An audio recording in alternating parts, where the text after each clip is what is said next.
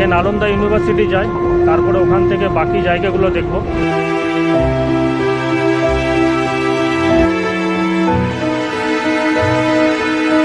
তক্ষশিলা ও বিক্রমশিলার পাশাপাশি প্রাচীন ভারতে বৈদিক শিক্ষা দেওয়া হতো এই নালন্দা বিশ্ববিদ্যালয় থেকে।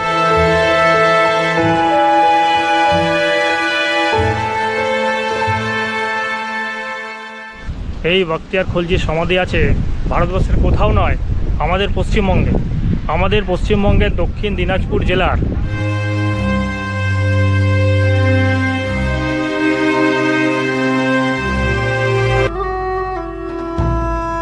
স্থানীয় লোকেরা এই ব্ল্যাক বুদ্ধাকে তেলিয়া বাবা বলেন।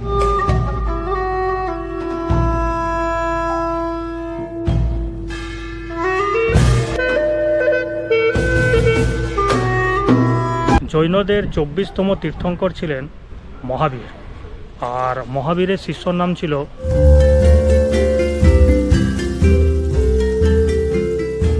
সকলকে জানাই সুপ্রভাত। আশা করি যে যেখানে আছো ভালো আছো, সুস্থ আছো। আমার আরেকটা ভিডিওতে তোমাদের সবাইকে স্বাগত জানাই। লাস্ট 3টে ভিডিওতে আমি তোমাদেরকে দেখিয়েছিলাম যে কিভাবে দুর্গাপুর থেকে আমি পাটনা চলে এসেছিলাম। তারপরের ভিডিওতে আমি তোমাদেরকে দেখিয়েছিলাম বিহারের বক্সার ডিস্ট্রিক্ট ঘুরে। আর আরেকটা ভিডিওতে আমি তোমাদেরকে দেখিয়েছিলাম পাটনাতে অবস্থিত আদি হনুমান মন্দির। এই 3টে ভিডিও যদি দেখে না থাকো, ডেসক্রিপশন বক্সে আমি লিঙ্ক দিয়ে দিলাম, ভিডিওগুলো দেখতে চাইলে দেখতে পারো। আর আমি তোমাদেরকে দেখিয়েছিলাম যে এই পাটনাতে এসে এক্সিবিশন রোডে একটা হোটেল আছে যার নাম হচ্ছে হোটেল এশিয়ান। সেই হোটেল এশিয়ানে আমি থাকছি। ঘড়িতে বাজে সকাল 6:30, আর সকাল সকাল আমি হোটেল থেকে বেরিয়ে পড়লাম। তার কারণ হচ্ছে আজকে আমার গন্তব্য হচ্ছে নালন্দা। আর এখন আমি চলেছি পাটনা জংশনের উদ্দেশ্যে। পাটনা জংশন থেকে ট্রেন ধরবো, ট্রেনে করে পৌঁছে যাব নালন্দা। আজকে সারাদিন নালন্দায় থাকবো, পুরো নালন্দাটা ঘুরবো। নালন্দা বিশ্ববিদ্যালয় যেটা বলছে নালন্দা খণ্ডার, যেটা ধ্বংসস্তূপে পরিণত হয়েছে, সেটাতেও ঘুরবই। তার সাথে সাথে নালন্দাতে আর কি কি দেখার আছে তার সমস্ত কিছু এই ভিডিওর মাধ্যমে তুলে ধরবো। আর সকাল সকাল ব্যস্ত এই পাটনা শহর। সকাল 6:30তেই পাটনার রাস্তায় গাড়ি আর গাড়ি দেখতে পাচ্ছি। দিনের আলো ফুটে গেছে। সামনে আমার অটো টোটোর অত্যাচার, আর এখানে হনুমান মন্দির, জয় হনুমান। আর সামনে হচ্ছে পাটনা জংশন। পাটনা থেকে নালন্দা যাওয়ার মোটামুটি সারাদিনে অনেকগুলোই ট্রেন আছে। তো আমি পাটনা থেকে যেই ট্রেনে করে নালন্দা যাব, সেই ট্রেনের ট্রেন নম্বর হচ্ছে 13234 রাজগৃহ এক্সপ্রেস, যেটা তোমার দানাপুর থেকে ছাড়বে। দানাপুর মোটামুটি পাটনার এই 2-3টে স্টেশনের পরেই হচ্ছে দানাপুর থেকে ওটা সকাল 6:50 ছাড়বে, আর তারপরে পাটনাতে এসে দাঁড়াবে। আর পাটনাতে টাইমিং হচ্ছে 7:15। পাটনা থেকে ছেড়ে 3-4টে স্টেশনে দাঁড়াবে। না, পাটনা থেকে ছেড়ে মোটামুটি অনেকগুলো স্টেশনেই দাঁড়াবে, মোটামুটি 11খানা। তারপরে পৌঁছাবে নালন্দা। আর নালন্দাতে রাইট টাইম হচ্ছে 9:43 দিকে ঢুকিয়ে দেবে নালন্দায়। আর এই ট্রেনটা তোমার ডেলি আছে, জেনারেল কোচ আছে, তারপর থার্ড এসি আছে, আর চেয়ার কারও আছে। তো এই ট্রেনটাতে করে, এটা একটা মেল এক্সপ্রেস ট্রেন, এই ট্রেনটাতে করে 13234 রাজগৃহ এক্সপ্রেস, এই ট্রেনটাতে করে আমি পৌঁছে যাব নালন্দা। মোটামুটি যদি 10:10টায় পৌঁছে যাই তাহলে ভালোভাবেই ঘুরতে পারবো। আর এই ট্রেনটা তোমার পাটনা জংশনের 2 নম্বর প্ল্যাটফর্মে আসবে। তো এখন তো বাইরেটায় দাঁড়িয়ে আছি। এই হচ্ছে টিকিট কেটে ফেললাম। Patna junction to Nalanda 88 kilometre, আর ফেয়ার নিয়েছে তোমার 50 টাকা। এই যে 50 টাকা। তো ট্রেনটা পাটনা জংশনের 2 নম্বর প্ল্যাটফর্মে আসবে। তো চলো 2 নম্বর প্ল্যাটফর্মে গিয়ে আবার কথা হচ্ছে। আর এটাই হচ্ছে পাটনার 2 নম্বর প্ল্যাটফর্ম, যেখানে ট্রেন আমার রাইট টাইমে ঢুকছে। আর মারাত্মক ভিড় আছে।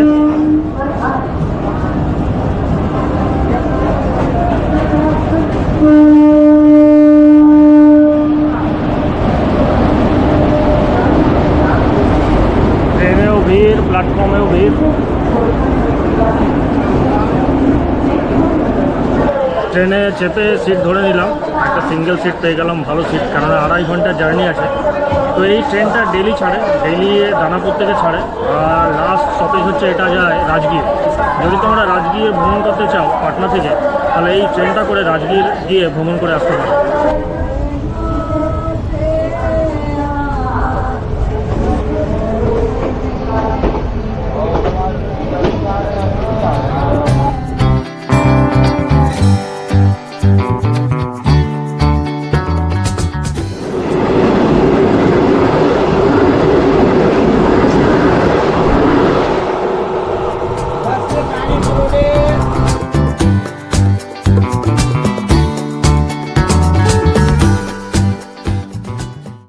ফাইনালি তোমার নেমে গেলাম নালন্দা রেলওয়ে স্টেশনে। আর নালন্দা রেলওয়ে স্টেশনে ট্রেনটার টাইমিং ছিল 9:45, নামালো তোমার 10:30টায়, মোটামুটি 45 মিনিট লেট। আর এই ট্রেন নালন্দা স্টেশন থেকে ছেড়ে চলে যাচ্ছে। আর এই ট্রেন এখন যাচ্ছে তোমার রাজগীরের দিকে। আর সামনেই দেখতে পাচ্ছ লেখা আছে নালন্দা। এখানে অনেক টোটো দেখতে পাচ্ছি নিচে দাঁড়িয়ে আছে, এই টোটোগুলো যায় কিনা দেখি। আর এখান থেকে নালন্দা ইউনিভার্সিটি, যেটাকে বলে নালন্দা খণ্ডার, যেটা তোমার ধ্বংসস্তূপ, ওটার দূরত্ব মোটামুটি দেখছিলাম 2.5 কিলোমিটারের মতন। তো এই টোটোগুলো গেলে টোটোতে চেপে চলে যাব। আগে নালন্দা ইউনিভার্সিটি যাই, তারপরে ওখান থেকে বাকি জায়গাগুলো দেখব। আর এই হচ্ছে নালন্দা স্টেশন। খুব যে বিশাল বড় স্টেশন সেটাও নয়, স্টেশনের বাইরে অনেক টোটো দেখতে পাচ্ছি। নালন্দা স্টেশনের বাইরে অনেক টোটো আছে। আর এখানে এসে বলতে হবে নালন্দা খণ্ডার বা ইউনিভার্সিটি, যেটা ধ্বংসস্তূপ আর কি। তো এখান থেকে মোটামুটি তোমার 3 কিলোমিটার। আর ভাড়া নেবে টোটোতে 15 টাকা।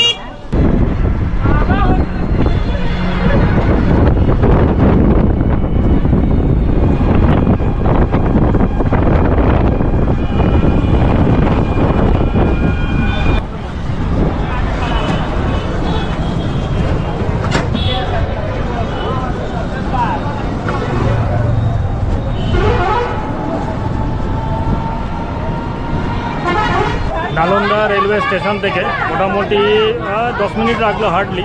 আর এখন চলে এসেছি নালন্দা ইউনিভার্সিটির গেটের কাছে। এই হচ্ছে এন্ট্রান্স গেট, আর তার ভেতরে আছে টিকিট কাউন্টার। তো চলো টিকিটটা কেটে ভেতরে প্রবেশ করে যাব।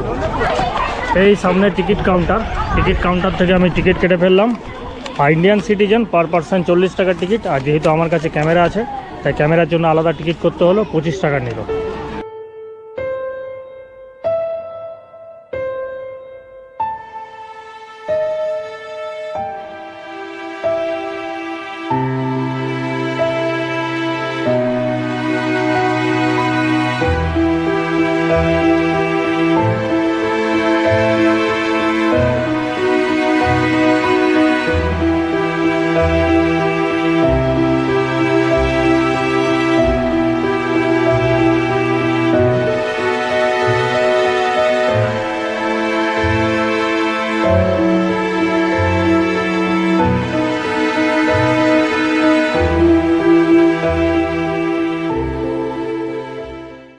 খ্রিস্টীয় 5ম শতাব্দী থেকে দ্বাদশ শতাব্দী পর্যন্ত নালন্দা বিশ্ববিদ্যালয় ছিল ভারতের একটি গুরুত্বপূর্ণ উচ্চমানের শিক্ষা প্রতিষ্ঠান, যেটা গোটা বিশ্বের একটা প্রাচীনতম বিশ্ববিদ্যালয়।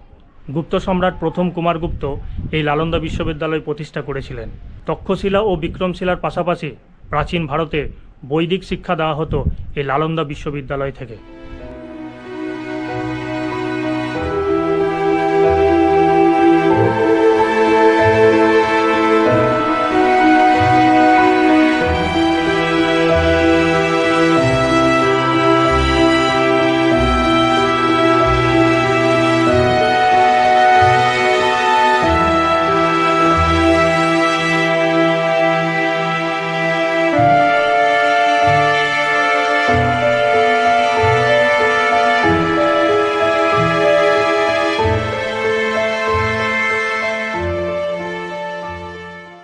শিক্ষা প্রতিষ্ঠান হিসাবে নালন্দা বিশ্ববিদ্যালয়ের খ্যাতি যখন মধ্য গগনে, তখন ভারত ছাড়াও চীন, জাপান, কোরিয়া এবং মধ্য এশিয়া থেকে প্রচুর পণ্ডিত এবং ছাত্ররা এখানে অধ্যয়ন এবং অধ্যাপনা করতে আসতেন। হিউয়েন সাং ছিলেন চীনা বৌদ্ধ ভিক্ষুক পণ্ডিত।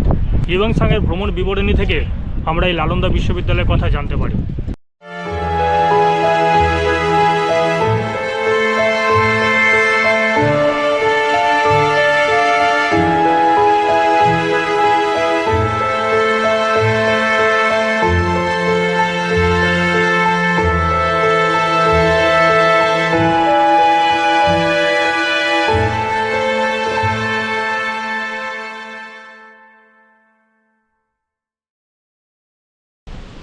বখতিয়ার খলজি কে ছিলেন না? বখতিয়ার খলজি ছিলেন ঘুড়ির তুর্কি আফগান সেনাপতি।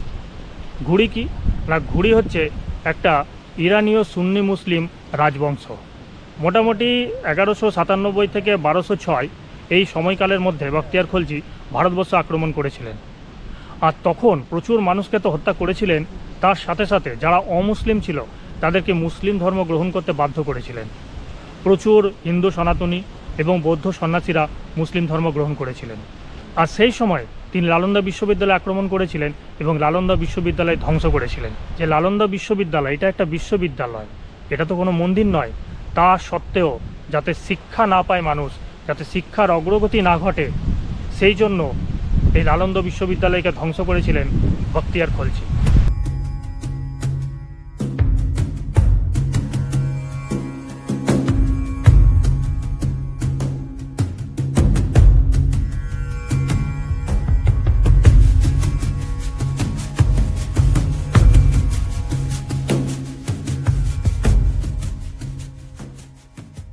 1915 সালে আর্কিওলজিক্যাল সার্ভে অফ ইন্ডিয়া এখানে খনন কার্য চালিয়েছিল। আর খনন করবার সময় এখান থেকে 15খানা মঠ, প্রচুর হিন্দু ও বৌদ্ধ মন্দির, তাছাড়া শিলালিপি, মুদ্রা, সিলমোহর, ভাস্কর্য পাওয়া গিয়েছিল। সেগুলো এখানে তোমার নালন্দা মিউজিয়াম আছে, সেই মিউজিয়ামে সংরক্ষণ করে রাখা আছে।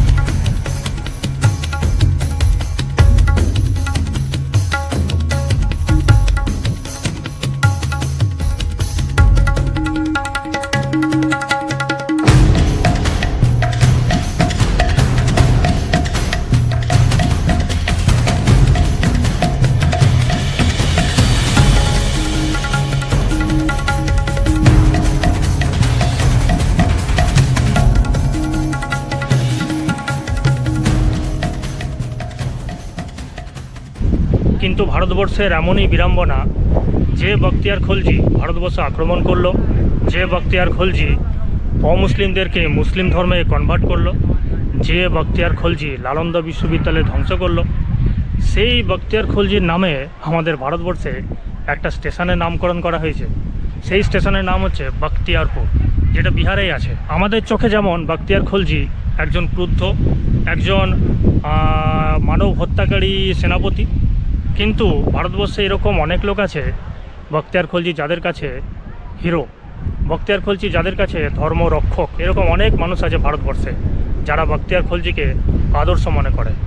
তো আমার মনে হয় এই যে বখতিয়ারপুর রেলওয়ে স্টেশনের নামটা করা হয়েছে, ওটা আমার মনে হয় পরিবর্তন করার প্রয়োজন আছে।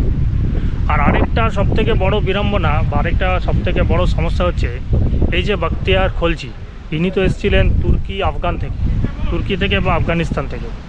কিন্তু তোমরা কি জানো এই বখতিয়ার খলজির সমাধি কোথায় আছে?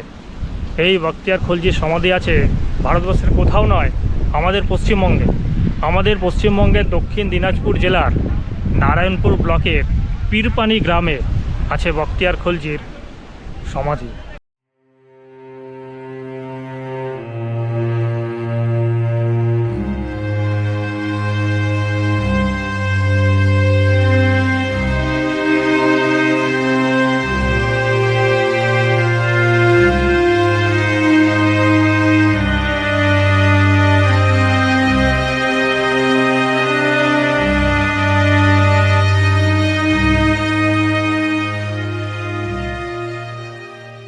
নালন্দা বিশ্ববিদ্যালয়, নালন্দা ইউনিভার্সিটি দেখে বেরিয়ে গেলাম। নালন্দা ইউনিভার্সিটি ছাড়াও এখানে আরও অনেকগুলো জায়গা দেখার আছে। তার মধ্যে আজকে আমি দেখব ব্ল্যাক বুদ্ধা আর হিউয়েনসাং মেমোরিয়াল হল, শিল্পগ্রাম এবং জৈন মন্দির। সামনেই আমার ছিল নালন্দা বিশ্ববিদ্যালয়ের গেট। ওখান থেকে বেরিয়ে জাস্ট 100 মিটার হেঁটে চলে আসলাম। হেঁটে চলে আসার পর এই মোড়টা তুমি পাবে।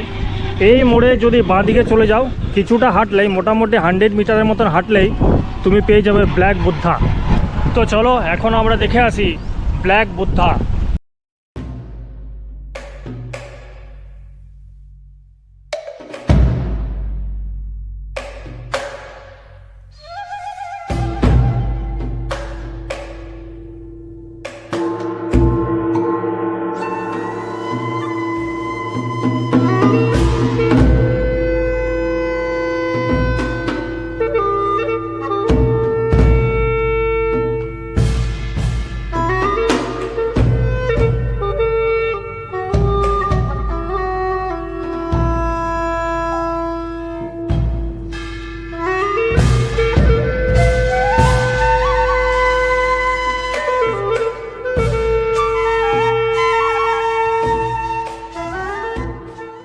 নালন্দা বিশ্ববিদ্যালয়ে যখন খনন কার্য চলছিল, সেই খনন কার্য করবার সময় এই ব্ল্যাক বুদ্ধাটি পাওয়া গেছিলো। আর এটা কিন্তু একদম অরিজিনাল ব্ল্যাক বুদ্ধা, যেটা ওই খনন কার্যের সময় পাওয়া গেছিলো।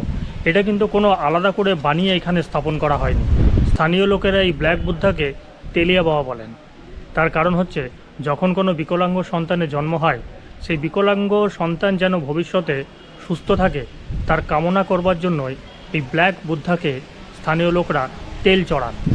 সেই জন্য স্থানীয় লোকরা এই ব্ল্যাক বুদ্ধাকে বলে তেলিয়া বাবা।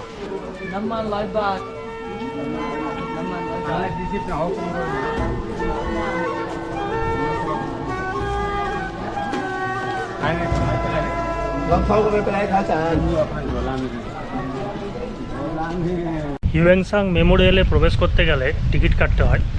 আর এটা হচ্ছে টিকিট কাউন্টার। এখান থেকে আমি টিকিট কেটে নিলাম, 30 টাকা নিল টিকিটের প্রাইস।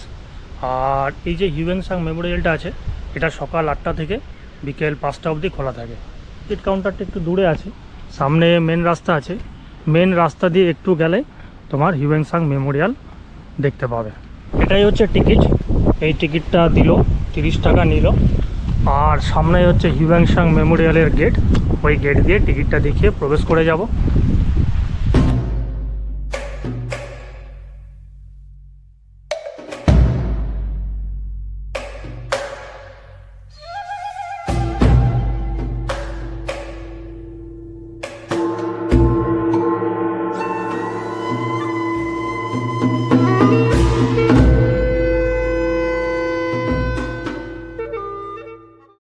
এখানে তুমি একটা হিউয়েনসাং এর স্ট্যাচু দেখতে পাবে, যেখানে লেখা আছে, Hiuen Tsang belongs to a galaxy of world citizens whose great mission was to interpret for the god of mankind sublime values of human civilisation.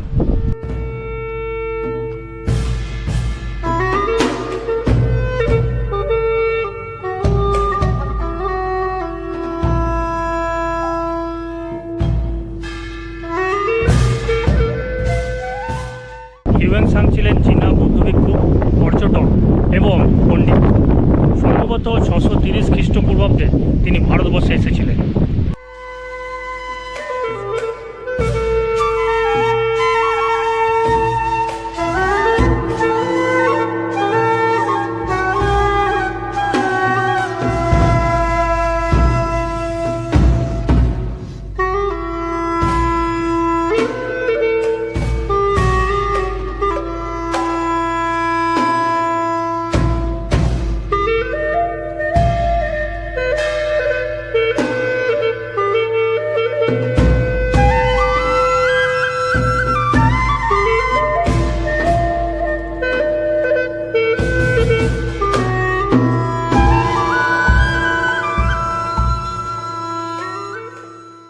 এই হিউয়েনসাং মেমোরিয়াল হলটার ভেতরটা এতটাই সুন্দর আর একদম পরিষ্কার পরিচ্ছন্ন, ভেতরটা ঠান্ডা, মনে হচ্ছে এখানটায় বসে ঘন্টার পর ঘন্টা কাটিয়ে দিই।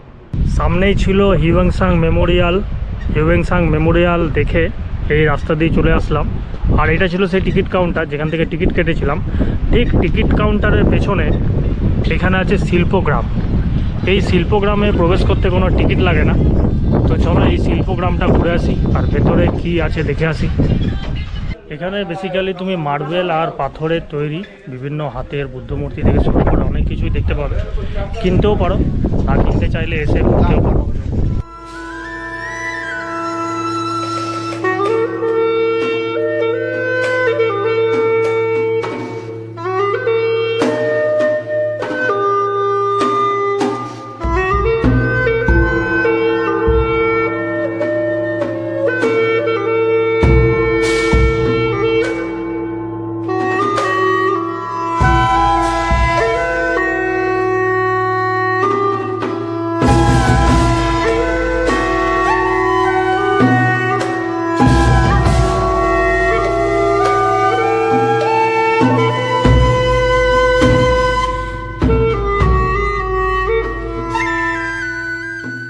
এরকম এখানে 4-5টা দোকান পাবে যারা তোমার ওই মার্বেলের ডাস্ট দিয়ে বিভিন্ন মূর্তি বানাচ্ছে। তো এখানে এসে মূর্তিগুলো দেখতে পারো, কিনতে চাইলে কিনতে পারো। আর আমি দুখানা গৌতম বুদ্ধের মূর্তি নিয়ে নিলাম, ছোট ছোট, 50 টাকা করে নিল। হিউয়েনসাং মেমোরিয়াল এবং শিল্পগ্রাম দেখে এখন মেন রাস্তার উপর চলে আসলাম। নালন্দা ইউনিভার্সিটি দেখে যখন সোজা আসছিলাম সেই রাস্তার উপরেই পড়বে তোমার শ্বেতাম্বর জৈন মন্দির। তো এই যে পোস্টার আছে দেখতে পাচ্ছ, শ্রী ঋষভদেব শ্বেতাম্বর জৈন মন্দির। তো এইটা হচ্ছে শ্বেতাম্বর জৈন মন্দির। তো চলো ভেতরে যাই আর জৈন মন্দিরটা দর্শন করে আসি। জৈন ধর্মে দুটো সম্প্রদায় আছে, একটা হচ্ছে শ্বেতাম্বর আর একটা হচ্ছে দিগম্বর। শ্বেতাম্বর সম্প্রদায়ের যারা তারা শ্বেত বস্ত্র পরিধান করে, আর দিগম্বর যারা তারা কিন্তু কোনো বস্ত্র পরিধান করে না। জৈনদের 24তম তীর্থঙ্কর ছিলেন মহাবীর, আর মহাবীরের শিষ্যর নাম ছিল গৌতম স্বামী। আর গৌতম স্বামীর জন্ম হয়েছিল কুন্দলপুর গ্রামে।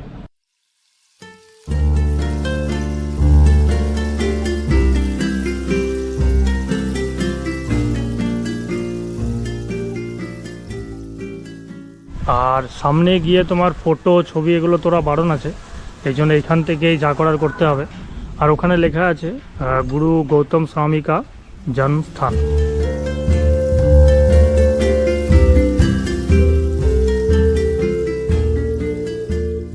শ্বেতাম্বর জৈন মন্দির দেখার সাথে সাথে আজকের আমার নালন্দা ট্যুর এখানেই শেষ হবে। নালন্দাতে মোটামুটি এই কটা জায়গায় দেখার আছে। তো আজকের এই ভিডিওতে আমি তোমাদেরকে দেখালাম Nalanda university, black Buddha, Hiuen Tsang memorial আর শিল্পগ্রাম, আর তার সাথে সাথে শ্বেতাম্বর জৈন মন্দির। তো নালন্দাতে যদি আসো তাহলে এই কটা জায়গা অবশ্যই ঘুরে দেখবে। আর মোটামুটি নালন্দা ইউনিভার্সিটি থেকে 3 থেকে 4 কিলোমিটারের মধ্যেই এই স্থানগুলো আছে, পায়ে হেঁটে ঘুরতে পারো। আমি কিন্তু টোটাল জার্নিটা আজকে পায়ে হেঁটেই করলাম। আর যদি ফ্যামিলি নিয়ে আসো তাহলে টোটোতে করে ঘুরতে হবে। টোটো ভাড়া নেবে মোটামুটি 200 থেকে 250 টাকা। এখান থেকে টোটোতে করে আমি চলে যাব নালন্দা রেলওয়ে স্টেশন, ভাড়া নেবে 15 টাকা। আর সেইখান থেকে আমার ট্রেন আছে 3:30টার সময়, আর এখন ঘড়িতে বাজে দুপুর 3টে। রাজগীর থেকে একটা ট্রেন ছাড়বে, প্রতিদিন ছাড়ে, রাজগীর পাটনা স্পেশাল এক্সপ্রেস। সেই ট্রেনটা করে আমি চলে যাব পাটনা। আর নালন্দা ভ্রমণের এই ভিডিওটা কেমন লেগেছে কমেন্ট সেকশানে অবশ্যই জানাবে। যদি ভালো লেগে থাকে তাহলে একটা লাইক অবশ্যই করবে, আর চ্যানেলটা আমার সাবস্ক্রাইব করবে। আর খুব শীঘ্রই তোমাদের সাথে দেখা হচ্ছে পরের ভিডিওতে। Till then take care and by.